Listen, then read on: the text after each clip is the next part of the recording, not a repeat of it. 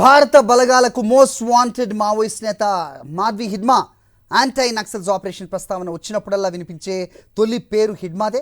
Maoist పార్టీలో భారీ guerrilla దాడులకు వ్యూహకర్తగా కూడా హిడ్మాకు పేరుంది. PLGA 1వ బెటాలియన్ కమాండర్గా, దండకారణ్య స్పెషల్ జోన్ కమిటీలో సభ్యుడిగా హిడ్మా పనిచేస్తున్నాడు. మావోయిస్టుల టాక్టికల్ కౌంటర్ అఫెన్సివ్ క్యాంపెయిన్ కూడా హిడ్మా నేతృత్వంలోనే దాడులు చేస్తూ వస్తోంది. మాధవి హిడ్మా సొంత ఊరు ఛత్తీస్గఢ్లోని సుక్మా జిల్లా పువర్తి. మురియా తెగకు చెందిన ఆదివాసీ అయిన హిడ్మా 5వ తరగతి వరకు చదివాడు.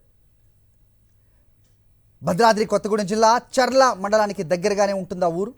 15 ఏళ్ల వయస్సు వరకు ఆ ఊళ్ళోనే ఉన్నాడు హిడ్మా.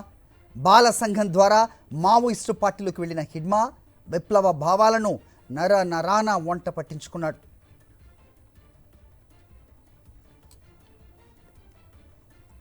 కిషన్జీ అలియాస్ భద్రన్న నేతృత్వంలో సాయుధ పోరులో తొలి అడుగులేశాడు. నూనూగు మీసాల వయసులో పార్టీలో చేరిన హిడ్మా ఆ తర్వాత అంచెలంచెలుగా ఎదిగాడు.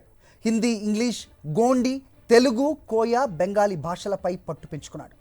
జేగురుగొండ ఏరియా దళ కమాండర్గా ఉన్న సమయంలో అగ్రనేత నంబాల కేశవరావు డైరెక్షన్లో జరిగిన చింతల్నార్ టేకుమెట్ల దాడిలో ముందుండి నడిపించాడు. ఈ అంబుష్ దాడిలో 76 మంది CRPF జవాన్లు చనిపోయారు. ఈ ఘటన తర్వాత మావోయిస్టు పార్టీలో హిడ్మాకు ప్రత్యేక గుర్తింపు వచ్చింది. అనంతరం మరో అగ్రనేత చలపతి దగ్గర విప్లవ పాఠాలు నేర్చుకున్నాడు హిడ్మా.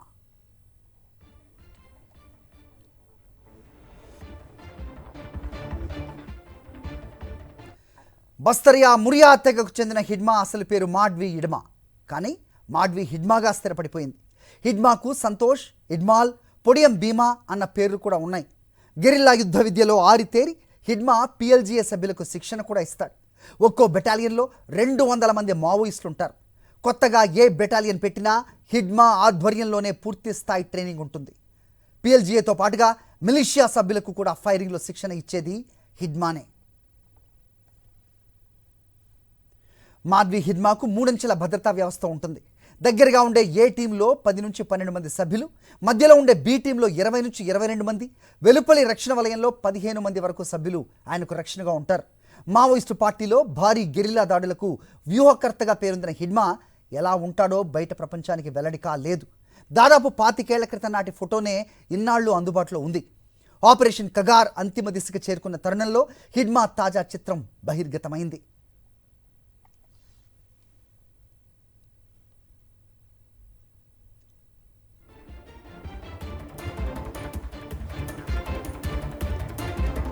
ప్రతి భారీ దాడిలో స్వయంగా పాల్గొంటూ కేంద్ర బలగాలకు మోస్ట్ వాంటెడ్గా మారారు హిడ్మా.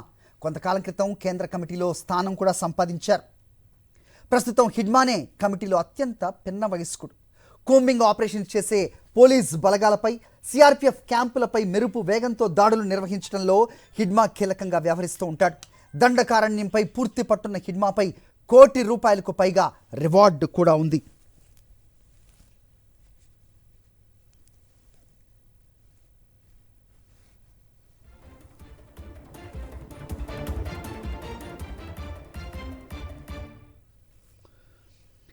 ఏప్రిల్ 6, 2010న సుక్మా జిల్లా తాడిమెట్ల అటవీ ప్రాంతంలో మైన్ ప్రొటెక్షన్ వాహనాన్ని మందు పాతరలతో పేల్చేసి కాల్పులు జరిపిన ఘటన హిడ్మా ఆధ్వర్యంలోనే జరిగింది.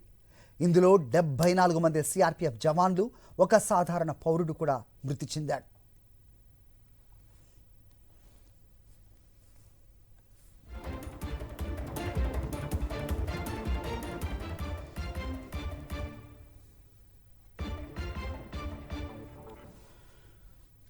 రైట్, ఘటనపై అప్డేట్స్ మా కరెస్పాండెంట్ నరేష్ని అడిగి తెలుసుకునే ప్రయత్నం చేద్దాం. నరేష్, చెప్పండి. సో హిడ్మా హతమయ్యాడు ఎన్కౌంటర్లో అనేది ఒక పెద్ద వార్తగా చూస్తున్నాం. సో ఇటీవలి కాలంలో ఆపరేషన్ కగార్ నేపథ్యంలో పెద్ద ఎత్తున మావోలు సరెండర్ అయిపోతున్న పరిస్థితులు ఒకవైపు అయితే, ప్రస్తుతం హిడ్మా ఎన్కౌంటర్ సో పెద్ద సెట్ బ్యాక్గానే చూడాలి. ఏంటి మీ దగ్గర ఇన్పుట్స్, అప్డేట్ చెప్పండి. హరి ఆపరేషన్ కగారు మొదలు పెట్టక ముందు నుంచి కూడా ఎక్కడ మావోలపై ఎదురుకాల్పులు జరిగినా సరే ఎంతమంది మావోలు హతమైనా అందులో హిడ్మా ఉండడనే ఒక ప్రచారం ఎప్పటికప్పుడు కొనసాగుతూనే వచ్చేది. ఇది పూర్తిగా కూడా మావోలను వీక్ చేయడానికి ఆ సర్టెన్ పాయింట్లో సైకలాజికల్గా దెబ్బతీసేందుకు ఎప్పుడు కూడా కేంద్ర బలగాలు పోలీసు అధికారులు వేసిన ఒక వ్యూహ రచనగా చూసుకోవచ్చు. ఎప్పుడు మావోలపై అదే ముఖ్యంగా ఆ ఛత్తీస్గఢ్ ప్రాంతంలో నేషనల్ పార్క్ సమీపంలో కేంద్ర బలగాలు ఎప్పటికప్పుడు పహారా పెంచి నిఘా పెంచిన ప్రతి ఒక్క చోట కూడా మావోలు హతమే టైంలో హిడ్మానే చనిపోయాడు, హిడ్మాని మేము పట్టుకున్నామనే ఒక వార్తను బయటకు వదులుతూ ఉంటారు.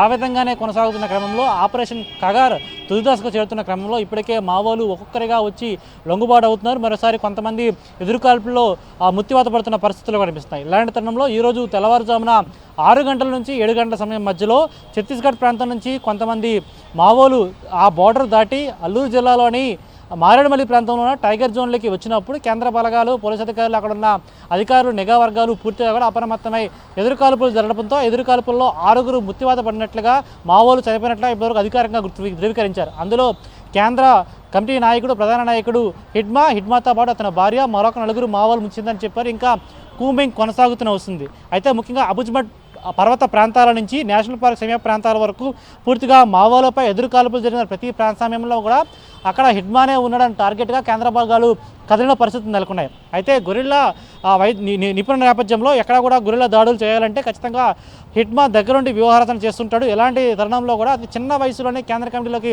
ఎంట్రీ అయ్యి ఎవరైతే మిలిషియస్ సభ్యులు ఉంటారో వారికి కావచ్చు, కొత్తగా వచ్చే బృందాలకి ప్రతి ఒక్కరికి పూర్తి స్థాయిలో ఒక వ్యూహారచన చేసి వారికి ట్రైనింగ్ ఇస్తున్న పరిస్థితి నెలకొంది. ఈ ట్రైనింగ్లో హిడ్మానే ప్రత్యేకంగా స్పెషల్ ఆఫ్ అట్రాక్షన్గా మారుతాడు. ఇలాంటి తరుణంలో హిడ్మా ఇచ్చిన ట్రైనింగ్ ఆధారంగానే ఎంతోమంది కేంద్ర బలగాలు ఒక క్యాంపు నుంచి మరొక క్యాంపుకి మోతున్న క్రమంలో కావచ్చు, లేకపోతే రాత్రి సమయంలో బస చేస్తున్న సమయంలో వారిపై మెరుపు దాడులు చేసి వారి హతమార్చిన ఘటనలు కూడా హిడ్మా వ్యూహరచనలో ఒక భాగమే.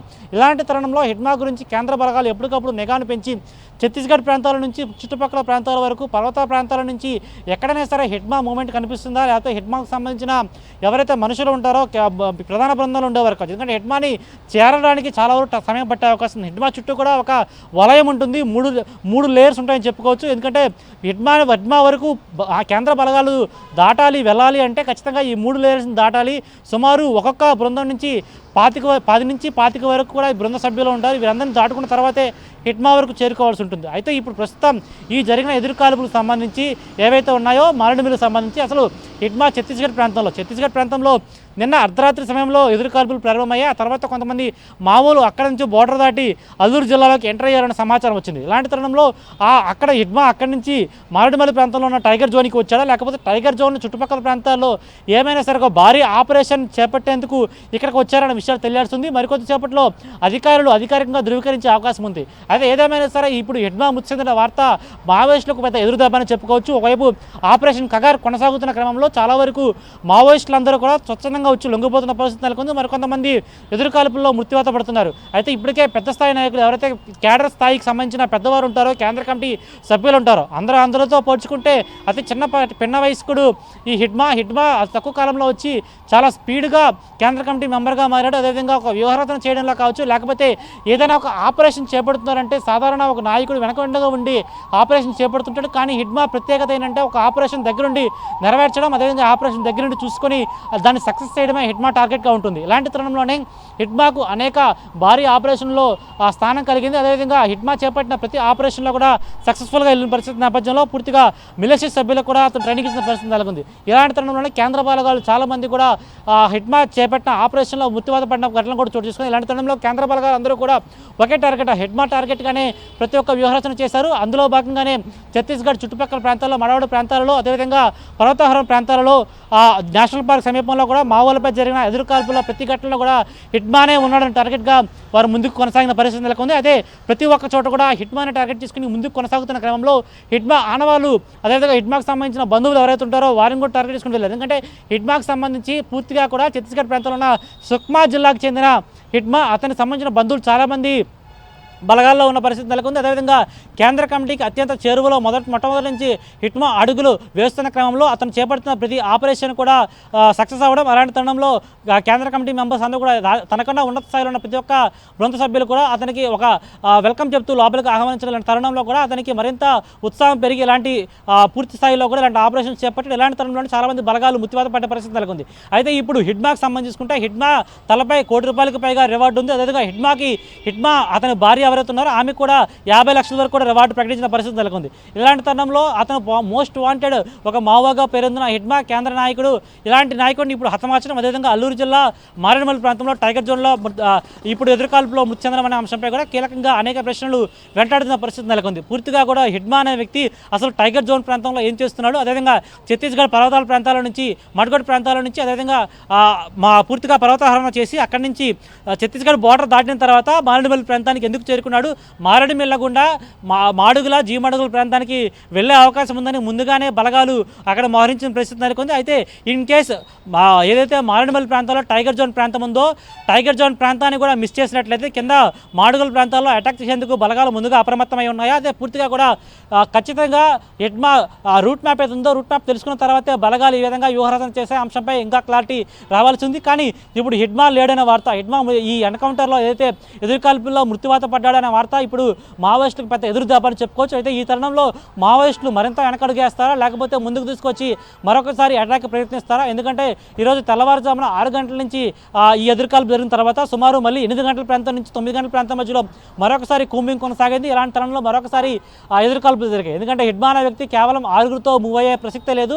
హిడ్మాకి తోడుగా చాలామంది కేంద్ర కమిటీ మెంబర్స్తో పాటు అక్కడ ఉన్న అంగరక్షకులు ఎవరైతే ఉంటారో పూర్తిగా కూడా ఒక 3 లేయర్స్ని ఉంటారు. 3 లేయర్స్లో కూడా బలగాలు ఉంటాయి. వారందరూ కూడా ఎప్పటికప్పుడు హిడ్మాని సంరక్షిస్తూనే ఉంటారు. అయితే హిడ్మాని చేరుకోవడానికి సుమారు 50 మందిని దాటాల్సి ఉంటుంది. అయితే ఈ 50 మందిని దాటాలి హిడ్మా వరకు చేరుకున్నారంటే ఖచ్చితంగా మృతుల సంఖ్య ఏదైతే మావోల మృత్యువాత పడిన సంఖ్య పెరిగే అవకాశం ఉంది. కాకపోతే నేరుగా ఇప్పటి వరకు అధికారికంగా ధృవీకరించిన సంఖ్య 6 మాత్రమే. 6 మృత్యువాత పడినట్లయితే మిగిలిన మావోల పరిస్థితి అండి. మిగిలిన మావోలు అక్కడే అడవులోనే దాక్కుంటూ బలగాలపై దాడులు చేసేందుకు వ్యూహరచన చేస్తున్నారా లేకపోతే 8 గంటల నుంచి 9 గంటల ప్రాంతంలో మరొకసారి జరిగిన ఎదురుకాల్పుల్లో బలగాలకు ఏమైనా డ్యామేజ్ జరిగిందా, అదేవిధంగా మావోలు ఎవరు మృతి చెందిన అంశంపై ఇంకా అధికారికంగా ప్రకటన రావాల్సి ఉంది. అయితే టైగర్ జోన్ ప్రాంతంలో ఏం చేస్తున్నారు, టైగర్ జోన్ ప్రాంతంలో గతంలో కూడా కొన్ని ఊహాగానాలు వినిపించాయి. టైగర్ జోన్ ప్రాంతం నుంచి మాడుగుల ప్రాంతం వరకు ఒక రూట్ మ్యాప్ని ఫిక్స్ చేసుకొని అక్కడ కొంత అటాక్ చేసేందుకు అక్కడున్న బలగాలపై అటాక్ చేసేందుకు హిడ్మా ఒక వ్యూహరచన చేసేయడం కొన్ని వార్తలు కూడా బయటకు వచ్చాయి. కానీ అవి ఎప్పుడు కూడా జరగలేదు. కానీ ఇప్పుడు టైగర్ జోన్ ప్రాంతానికి హిడ్మా ఎందుకు వచ్చిన ప్రశ్న మాత్రం అందరినీ వెంటాడుతుంది. అయితే ఇప్పుడు మావోయిస్ట్ నాయకులు ఏం చేస్తారు, అందులో ఉన్న ఒక గొరిల్లా నైపుణ్యం కలిగిన అదేవిధంగా మిలిషియా సభ్యులకు ప్రత్యేకంగా నైపుణ్య కళాశాలలు తరగతులు తీసుకునే హిడ్మా మృతి చెందడం అనేది ఒక వారికి తీరని లోటుగానే చెప్పుకోవచ్చు. ఇలాంటి తరుణంలో మావోలు ఇప్పుడు ఎటువంటి స్టెప్ వేస్తారు, మావోలు ముందుకు దూసుకొని వచ్చినట్లయితే వారి వ్యూహరచన ఏ విధంగా ఉంటుందని మాత్రం క్లారిటీగా తెలియాల్సి ఉంది. Hari, okay, thanks for the inputs Naresh.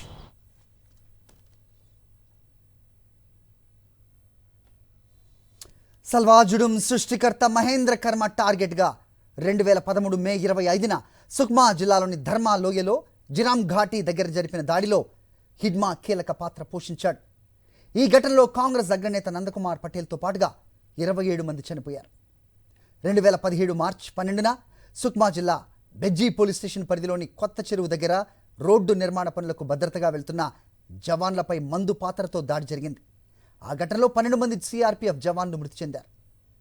2017 April 24న Sukma జిల్లా చింతగుఫా పోలీస్ స్టేషన్ పరిధిలోని బుర్కపాల్ సమీపంలో రోడ్డు పనులకు భద్రతగా వెళ్తున్న సిఆర్పిఎఫ్ జవాన్లను చుట్టుముట్టి చేసిన దాడిలో 24 మంది చనిపోయారు.